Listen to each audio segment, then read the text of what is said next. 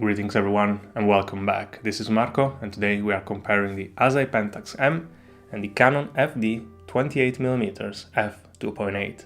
If you want to see more about each lens, I've already reviewed them, so feel free to check out the dedicated videos.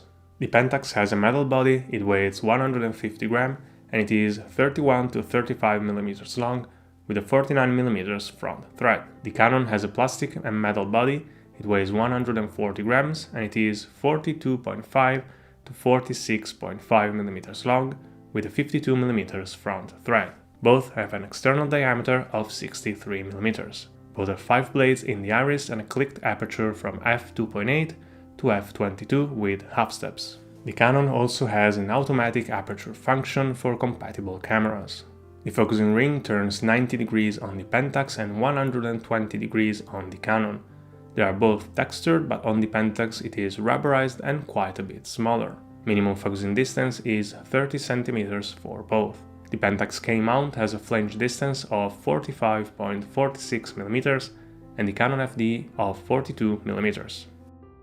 Wide open, the Canon is marginally sharper in the center, while in the corners the difference is much more visible, where the Pentax is softer. By f8 there is no real difference. Both do a great job with chromatic aberration, with the Canon showing just a little bit. Colors are neutral on the Canon and warm on the Pentax, which also has more vivid contrast and saturation, but much more visible vignette in wide open as well. Specular highlights are very similar, but with more defined edges on the Pentax. Flares and ghosting are very well controlled on both, but when shining light directly into the lens, the Canon produces more flares.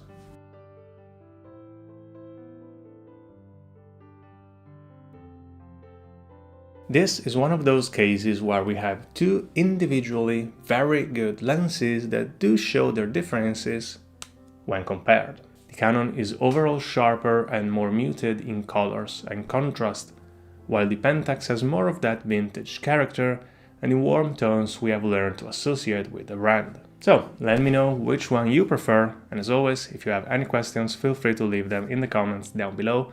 Don't forget to leave a like and subscribe, and I will see you in the next one. Bye!